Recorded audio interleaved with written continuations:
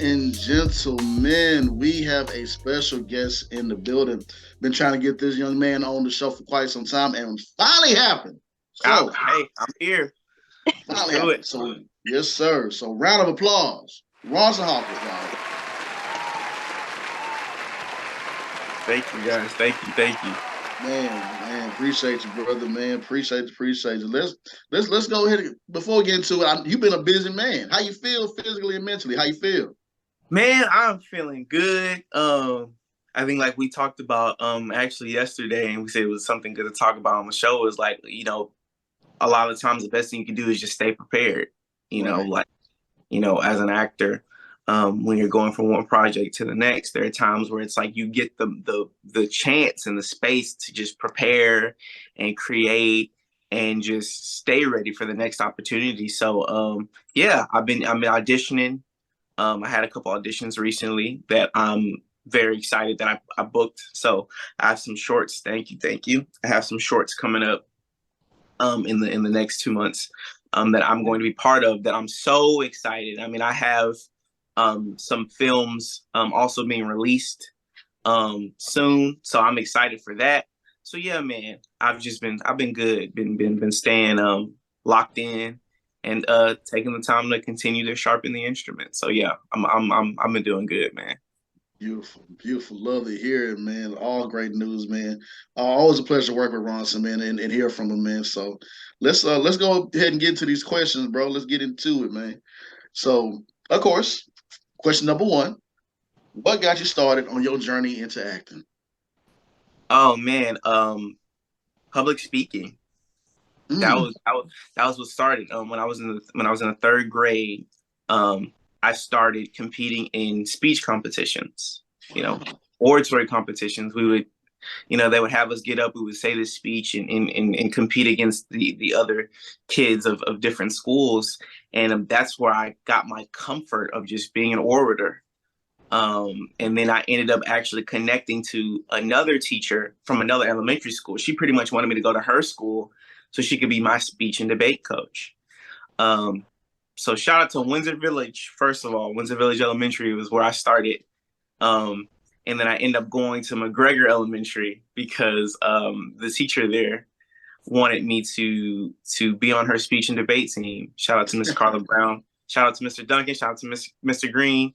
And so I started doing that. And then from then, I entered a competition at around 10 years old. It was the MLK Oratory competition that's hosted here annually. Wow. Um, yeah, I competed in that and I won second place and we got coverage on Good Morning America. Oh yeah, man, it was so fun. And I from that moment I started doing the speech all around Houston at churches and events and everything all around Houston. I actually recently did the MLK speech January 15th, which is Martin Luther King's birthday. I think it was that Sunday of that weekend. Mm-hmm. Um, and that was like where the love for just performing was cultivated. I mean, you had to learn how to connect with the audience. You had to learn how to articulate. You had to learn how to talk from the diaphragm, the basics.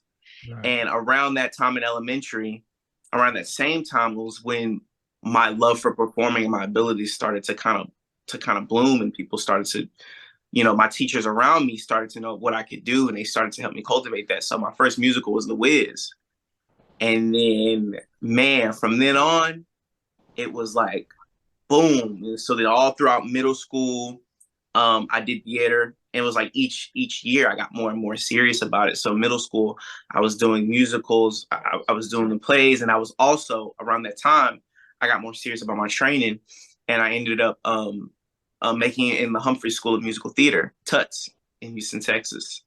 So I at that time I did like I was a part of Hairspray with the regional casting tour at that time. When they came to the Hobby Center, I was a part of the ensemble.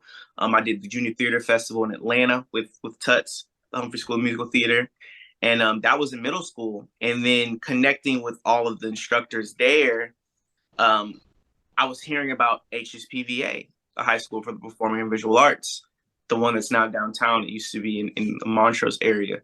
And I was hearing about, my instructors were telling me about this school because they noticed how serious I was. And so that was the school for theater and anything arts to go to if you wanted to seriously pursue whatever art that you were locked into. And so I ended up auditioning to get into the school. It was a hard school to get into. And I ended up making the cut. And HSPVA was when the tools were given to me for the craft. That was when I was equipped. And so, man, the four intense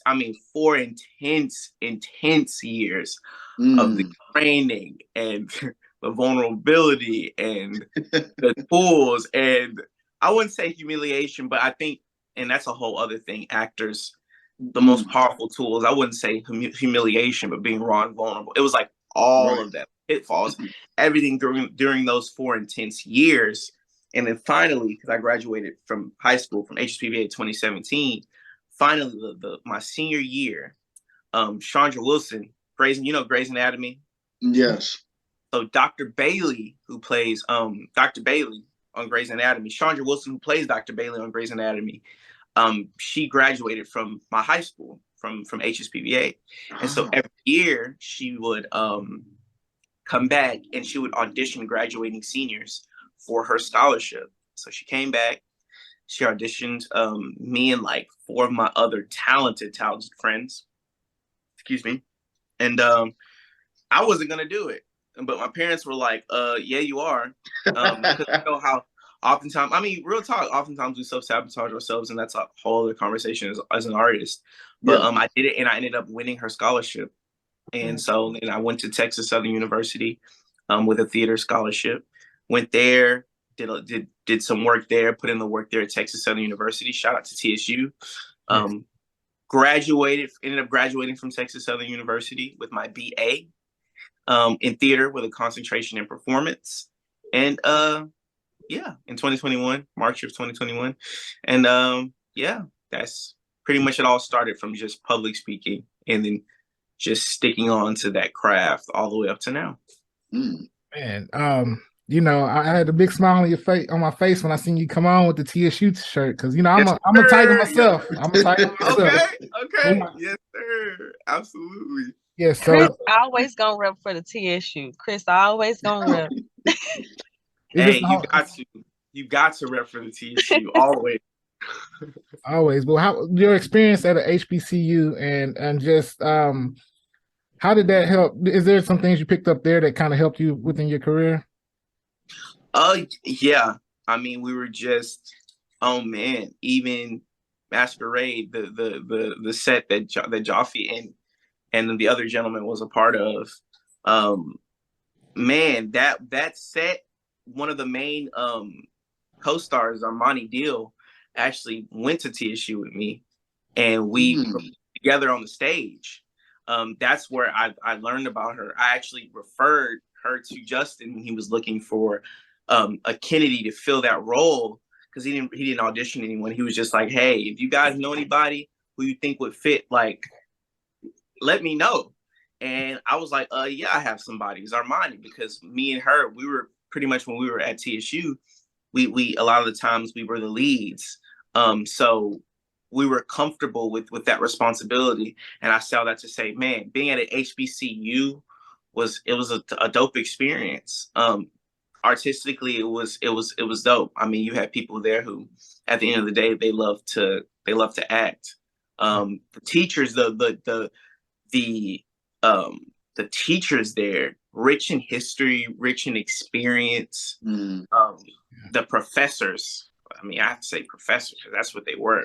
Professors were rich in experience, rich in passion, and rich in knowledge. And man, we got a lot of good info, especially in regards to like theater from the perspective of our community.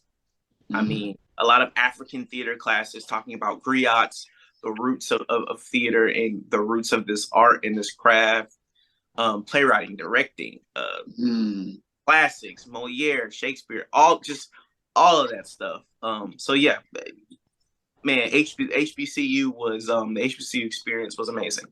Yeah, Mike was TSU as well too. Okay, we got all the Tigers in the building. Okay, all the Tigers in the building. I'm sorry, I'm not a Tiger. Oh no. I actually went to Lamar University. Okay. My family's from Port Arthur, so I have people connected who went to Lamar. So yeah, okay, that's dope. That's dope. At one point, because I think it's very rare that like that the parents always see the talent in their kid. At what point did your parents like actually say, okay, wait, our son's talented, we need to like fully get behind him? I did this play. It's so crazy. It's full circle. So when I was in I believe third or fourth grade, there was my grandmother actually works. She still works at TSU and was working at TSU at that time in the business professional building. And there was a summer program that TSU had called Yes Prep. No, YEP. I'm sorry, YEP. And it was a youth enrichment program at TSU. And one of the extracurricular activities that they had was theater. So I had went to TSU to be in that program. And that was another place where, the craft was shown and I had so much fun. And it was a play that we did called Gulliver's Travel. And man, I was like 10 or something, and I was the lead, but I learned everyone's lines. Like I knew the script back and forward. And so then when my mom came to see that show, and Gulliver's Travel they had us doing this play that was like the language of it was like classical. It was like a classical piece. So imagine kids, and I don't know if you're Shakespeare, but imagine like 10, 11-year-olds doing these classical pieces. And so I was Gulliver. I was the lead. And I did the play, and my mom came to see the play, and she was like, oh my goodness, like you knew everyone's lines. You had, for a kid, you had so much emotion. You were so articulate. Like she just knew. She was like, okay, yeah. I always ask her to this day, like, what was the moment? And a lot of people ask her that too. And she says, yeah, when he did Gulliver's Travel, and I saw that he really loved it, and I saw how the potential he had, that was when I was like, okay, yeah, you have to. That's when she was like, you have to do this. Yeah. And she never let up. Like she just kept pushing and supporting me and covering me, because sometimes it's so easy to suffer from self-sabotage as an artist. Like, and she just rightfully so, she just kept pushing me. Her and my dad, they both were like pushing, like really pushing me and giving me that nudge anytime I needed it. So yeah, that was her moment. Yeah, man. And shout out to your parents and your mom as well too. When you meet friends and you meet their parents, like, man, I love your parents, man. It is so dope, man. Because like when I first met her, she was so sweet and so nice and everything. And so shout out to your parents, man. And I know you really appreciate them to have a great people to back you up on your dream and goals, man. Oh yeah, absolutely. Yeah, tell us hey, by the way, your parents. Tell us hey, by the way. Oh yeah. My mom is actually over there. Hey, mom. My hey, dad mom. got to see. Yeah, listen, hey. Hello. My dad got to see. Got to see my career. He got to see me start off as far as film. It actually a couple of days ago, I think the 21st of January was the 1-year anniversary of his passing. So, yeah. But he got to see he got to see me go through the phase and then get to now of like starting film. Because around the time King Avarice premiered was like, that was around the time I really started doing film. And he got to see that. So yeah. It's amazing. It's beautiful, man. That's amazing. Because a lot of people don't find out what they want to do for the rest of their life that early. And I know it can be hard to keep the fire. Sometimes we tend to blend. We tend to push our kids, but we don't want to push them too hard to where something that they love, they start to kind of like, I don't want to do this anymore because the fun's out of it. Did you ever have moments where you felt like you were losing your love for acting because you started so young? Yes, that's such a great topic. Oh yeah, man. The thing about HSPVA is intensity. Well, I would say there's a moment, 9 times out of 10, there's a moment that so many artists have gone through where they wanted to quit. I think it's a standard. I think it's like you're pushing, that you're being pushed. If it's something that if it's something that God really wants you to do, you're going to get pushed in that way where sometimes it's going to make you uncomfortable in a way, but you're growing. Yeah, when I was at HSPVA, it was such an intensive program. Like art sometimes will make you question yourself. It will make you raw. It will make you be vulnerable. It will push you outside the bounds of who you are to force you to grow. And I was trying to find everything else to do to gravitate towards so that I didn't have to do it. Like at one time I wanted to be a professional chess player.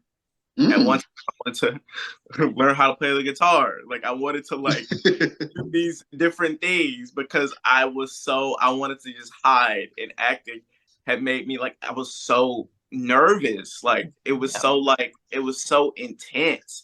And then you get hit with the imposter syndrome and you're around all these good artists and you're like, man, I really suck. Like you have those moments where you're like, I'm really bad. And so, yeah, I would go to my mom and my dad. And, they were like, my dad's approach was kind of different because, he was like, what, son, whatever you do, I will support you. But I subconsciously knew that he knew that sometimes as an artist, you have to go through the wilderness and you're going to always find your way back. But I told my mom, would you, it's crazy. I was like, how would you feel? Would you still always support me if I did something else? And she'd be like, yeah, but I really think that acting is for you, And I'd always try to be like, yeah, I get it, but you never know. You never know what else God has planned. And she's like, but I have a really strong feeling that this is for you. She just pushed me because that was a time where I was wanting to go do something else. Right. I was wanting to do something else, and she literally pushed me, and I clicked. And it's crazy because the example she would always bring up is she would always bring up my uncle. The movie A Low Down Dirty Shame with Keenan Ivory Wayans and Jada Pinkett. He was Wayman. Yeah, he was Wayman in that movie. So that's my uncle. Yeah, Corwin Hawkins. Bro. Yeah, that was my dad's brother. So yeah, Peaches. Peaches. Yeah, Peaches. Wayman. Peaches. Yeah. I'm sorry. It's funny. It's funny because my mama said that he actually used to babysit me and my sister at some point in time. Are you serious? Yeah. Man, small world. That's crazy. The world is so small. Oh, yeah. Let me tell you something. Houston is that little big city. It's a separation. Yeah. Like I did a movie not too long ago, called West Diego, and literally on that set Tuesday, she's amazing actress. She was one of the people that was in a scene with me, and she said, yeah, she had went to school with my uncle. But yeah, seeing his legacy, my mom would always her and my dad would always tell me about his legacy, to be like, this is what you're like, this is you may have moments where you want to give up, but like your uncle didn't give up, and you have a similar trajectory and track of where he went, where you're gonna go. So yeah, no, there are moments where I wanted to quit, and my parents just pushed me to keep going. Yeah, it's a blessing. No, it's a blessing. Super big blessing. Absolutely. Now, when you are not acting, what do you do on your free time? And then also, this is a two-part question. You do voiceovers, I see, as well. And yes. What is your first character, voiceover character that you learned, and all your other characters? Okay, so to answer the first question, what I do when I'm not acting, man, I'm watching movies, I'm watching TV shows. Wow. I listen to audiobooks.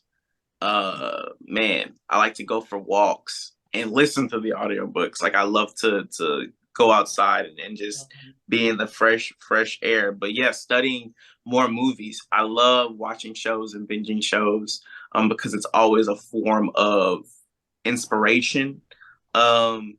And yeah, and just talking about creation, like studying. Like I love studying the craft. Like I listen to acting books when I'm not on set. That's pretty much it in order to maintain vision that, you know, that I want to keep walking towards. As far as the voice acting, man, what was the first character? It's so funny because I did a general casting to audition for the anime company that I work for, that I work for and record with. And so, yeah, I did an audition, and the first just voiceover period that I did was North Tollway Tax Authority, and I was voicing a puppet. And man, I went into the booth. Yeah, I was voicing a puppet, and but I didn't. They said it was gonna be a puppet, but they laid down my vocals first, and so, man, I went into the booth. I remember the first time I did the audition, and it was a virtual callback. And I was doing the role and reading the sides, or the drop, as some of you guys may know. That's what they call the ones for commercial, the drop. And I read the drop for the audition. And man, it was like I went to Dallas, went into the booth for like an hour or something. And like we laid down the vocals, and it was so cool because we were all in the same room together with these mics, and we were all saying the part, and we would get direction sometimes from the guy who was directing us. And yeah, I ended up seeing the commercial come out, and they had like had me as a puppet, and I was like, yo, this is cool. And in anime, the first like I said, I went to a general audition with my agents, and man, I went in, and they just had this screen of the scene of the anime, and they had this, like, the other half of the screen, there are these time codes and these scripts, and you have to watch the clock, and the clock will tell you when your line comes up. And so they made me audition, and when I auditioned, they were like, is this your first time doing this? I said, this is my very first time doing this. And immediately, probably like a couple weeks later, they cast me for it's a production called Shinmu, an anime. And they had me as like a lot of miscellaneous voices, because that's what they do in anime. Like anime, they'll have the main characters, and then they'll have miscellaneous voices that need to be filled in. You know, maybe there's a bartender that says something to the main character, or a homeless man or something like that. So yeah, Shinmu was the first anime project that I worked on. It was super fun. Right. Now, you know, Houston has such a great talent pool here with so many things happening in the film industry. What are your thoughts on the direction of what's happening in the just Houston film in general? Man, I think there's heating up. There's growing that's happening. I think there's more collaboration that's on the horizon. I think that there should be more collaboration that's on the horizon, because yeah, the creativity is happening. So we're starting at the phase where a lot more people want to create. Now the question is, can we all continue to, can we come together and collaborate together? Can we learn what that means? Because that's, to me, I always say, you can get somewhere fast by yourself, but you can go farther together. Right. So I think that's one of the main things with this Houston city. It's a lot of talent. Like, it's some talent here. And if we wanted to heat up kind of like these other, you know, regional places, and we wanted to heat up like in Atlanta, we wanted to heat up like in LA, we wanted to heat up like a Detroit. I mean, I even heard, you know, the independent film industry in Detroit is hot right now. With Tubi and everything, like they always have their films on there. The common denominator between all of those is collaboration and maintaining the passion for our films. Right. Like that's what it is. Maintaining the passion and the quality of our films, and being okay with not rushing.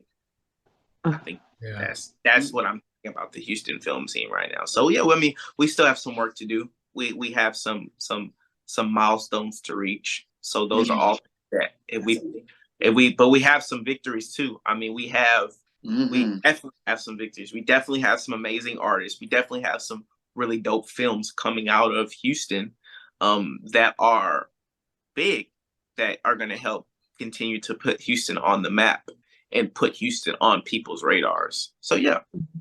Mm-hmm. I agree. I agree. I And agree too. and speaking of Houston, great job on the season, and also great job on the Ring Widow as well.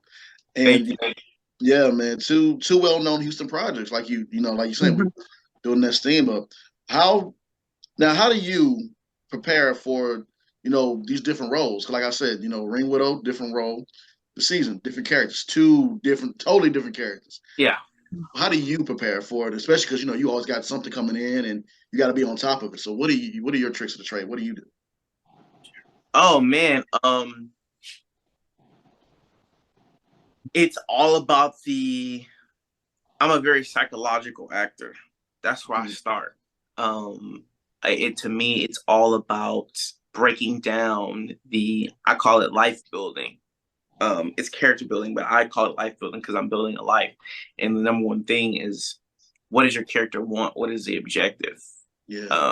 What drives your character? What's the mission? I mean, those are sort of the foundational things. I look at what my character wants, and I look at what he wants during the entire movie, and then I look at what he wants for each scene, because what he wants for each scene has to connect with what he wants for that super mega objective for the entire movie. And I start to really break down his thought process. How does my character think? How does he, what does the playwright say? What does the writer say about him? What do others say about him? And what does he say about himself? And how do all of those things correlate? What's his secret? Because every character has a secret that they don't want the audience to know. Every character has something they don't want the audience to know. And so a lot of the times, the way that character will behave, sometimes his behavior is influenced by people who are getting closer to that secret and him hiding it every single time. So it's a very psychological thing. I look at his motive. I connect to the character. I craft imaginary circumstances that allow me to connect to the character, and I don't judge the character. And I think that's how you can step into the shoes of characters with different range. Like that's how I can step into the shoes of Detective Collins, and how I can step into the shoes of Wesley from the season. It's all about psychological preparation, and then you connect that to the physical. That's how I do it. So yeah. That's pretty great. That's a great way. I never thought about like the things that you're thinking about, and I'm pretty sure, I mean, you've been doing this for quite a long time. So like it's really good to hear those pointers, and it could maybe help someone else, that's in our field, that's trying to do the same things. So we really appreciate that. No problem. Yeah, no problem. Now, correct me if I'm wrong, but you went to Nebraska to shoot a film, and to Her with Love. North Carolina, Salisbury, North Carolina. Oh, it was North Carolina. Okay. Yes. Okay, and how was your experience? Oh, it was great. Well, there, Oh man, it was great. It's my first SAG project. I had a supporting role. It was my first time working on a set that big, so it was like I felt overwhelmed in the best way. Still prepared. I mean, when I got there, the first scene I shot was with Tobias Trevelyan. He was just in The Best Man final chapter. He did a lot of other things as well. My first scene was with him because he was playing my teacher. So man, I get there, then the day I start work, I'm in the shuttle. I have this call time. I'm in the shuttle, and we're all driving because we're all in the same hotel. We're all driving to set, man. And I get off of the shuttle, and it's like two PAs coming at me saying like, all right, we got talent flying in. And I saw a huge crew of like 4 or 5 other PAs. It was at least 40 to 50 people total, pushing 60 people on that set for that, setting up everything, lights, setting up the camera, setting up everything, all of the equipment for that scene. Man, people with walkie-talkies, all the PAs were awesome. So it was very overwhelming. But I learned a lot on the fly. Like Tobias gave me tips and gems on the fly of us filming. I learned how fast sets move. Like I learned how people create, people do script changes. They have a script supervisor and they do script changes on the spot, you know, or tell you what you can't say. When you do have the liberty to improvise, they'll tell you what you can't say. I mean, I had the producer, shout out to Daniel Lewis, one of the producers. He's with Evergreen Films. He came up to me before my first scene and just told me some stuff. He said, you can make the adjustments where you need to make them. These are the lines, but make the adjustments, add your own flair to it where you need to make it, because it's so funny because it's Hallmark. It's Hallmark, you know, and Hallmark is very you know, kind of yeah. All right. Yeah. Yeah. Let's do it type of platform. But you know, we had some of our people on there, you know, because this was a Mahogany label. For people who don't know, Hallmark just recently created a series of projects, you know, that were influenced by the Black themed Hallmark cards they used to have called the Mahogany cards. So the Mahogany label, the Mahogany label is a series of Black films from Hallmark, and so this was the second one. So he was just basically being like, you know, add your flavor to it. It was so great. It was like you had to learn things on the fly. You had to learn how to communicate with the first and second camera operators, with the director, giving him what he wants. Learn how to communicate with the cinematographer, with the DP. I mean, it was just the process. It was the process, and it was great. So yeah, long story short, I had a lot of fun on that set. A lot of fun. That's good.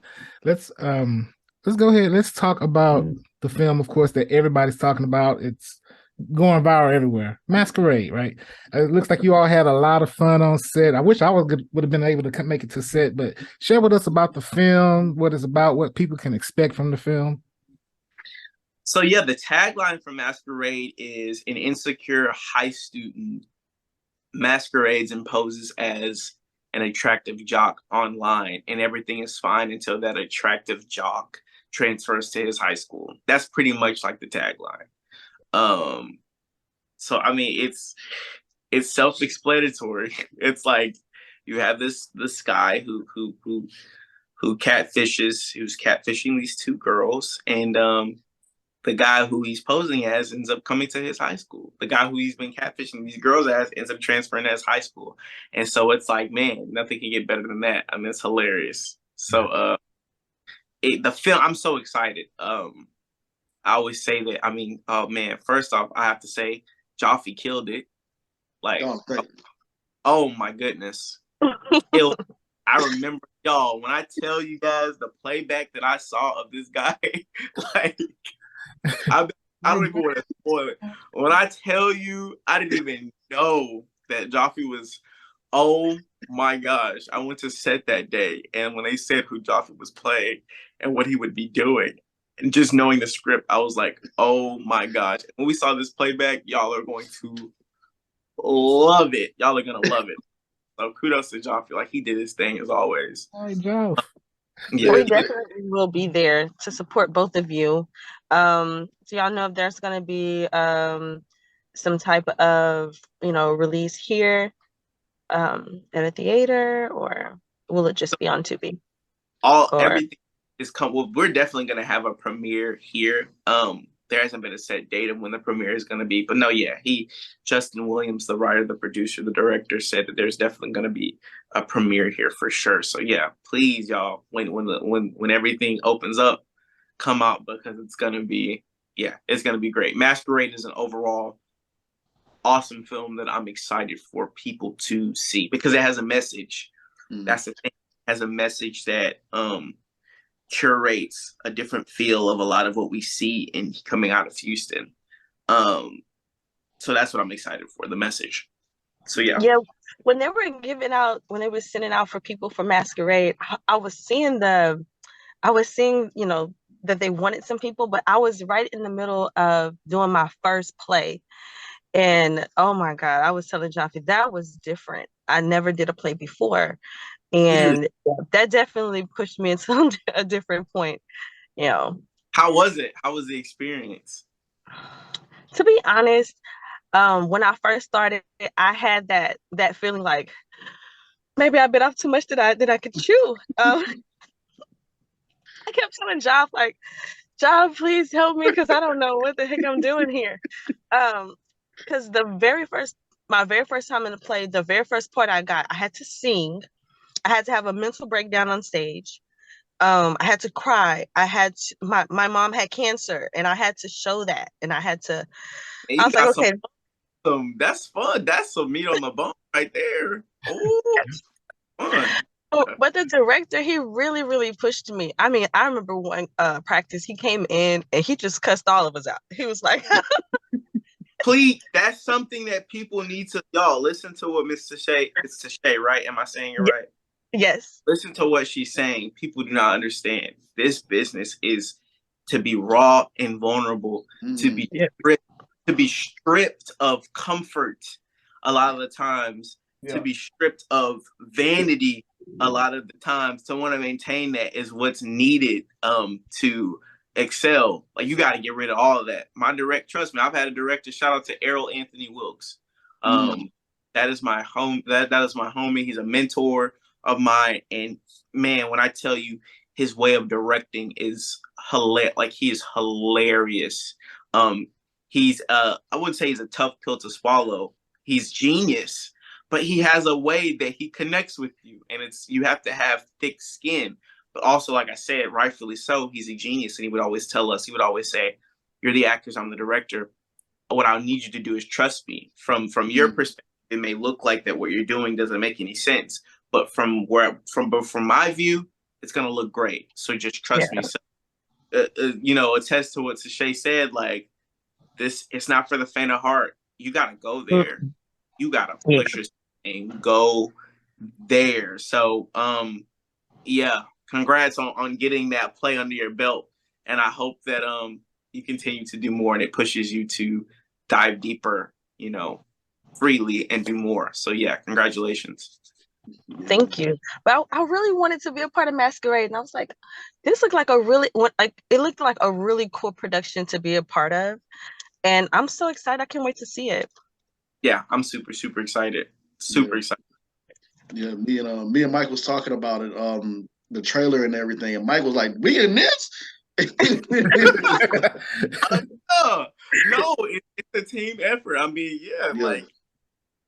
we had, but man, I'm so proud of people who were from Houston in it. Because it's like, we're representing.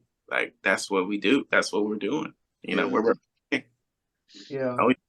I was the background. I was the student, and then when I got on set, because I was like the first one there, because I stayed so far. But when I got on set, one of the guys was like, "You a student? You look more like an administrator." I got gray hairs all up in there. I got gray hairs all up in, man. Hey, the administrators walking with backpacks too. So I mean, hey, man. Oh yeah, no, it's. Man, when I tell you I had to shave my face so many times for this role, like, Her With Love, I had to always shave my beard off, because I go back 10 years when I don't have any hair on my face. Like, I'm time traveling, and that's what was needed. So I definitely know how you feel. Yeah, absolutely. Man. Y'all did that, man. Last question, Ronson. We'll get you out of here. So, you are an acting coach as well. Yes. So, man, hey, man, congrats to you. Thank you. Yeah, brother. Yeah, man. I know it's a different type of film, different type of vibe. But share a small piece of what you would tell actors stepping into this art and how you can help them with their craft. The first thing I would tell them before getting into the art is serve the art. It's not about the art serving you. It's not what this is about. It's about serving the art, and the art will be good to you. You just gotta serve it. Yeah. And I'm here to equip actors with the tools, with the foundational tools needed to thrive in this industry. I have experience. I would never want to lead somebody to a place that I haven't gone to.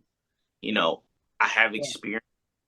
I know the qualms, I know the pitfalls, I know the mental roadblocks that comes with developing in this craft. I've gone through it. And there's still moments where I use what I want to equip and equip other students with, that I use me as an actor, because I'm a working actor as well. That's what I tell people, is that, I tell people, if when you work with me, anything can happen, because I'm also a working actor as well. So I'm a working actor equipping other working actors. So yeah, I'm just here to equip you with the tools that have allowed me to swim. In moments where I was going to drown, I swim. I swam. I didn't drown. My acting mentor always tells me that there are so many different approaches. This is such an abstract business. It's an abstract craft. And so, honestly, we all have our different approaches to get to a destination that we all want the same result of being as honest as we possibly can with any character that we portray. But there are foundational tips and tricks and or just tips and tools that derive from that. We can build our own approach. And those are the tools that I want to equip people with. That help me, I want to help them. So yeah, that's pretty much it. That's good. And just one more question. Do you have any plans to get from in front of the camera to behind the camera? And maybe into that. Oh yeah, man. Definitely. The season 2. I've been talking to Malcolm Dwayne Carter. Shout out to Malcolm Dwayne Carter, the amazing Malcolm Dwayne Carter, about possibly co-directing the season 2.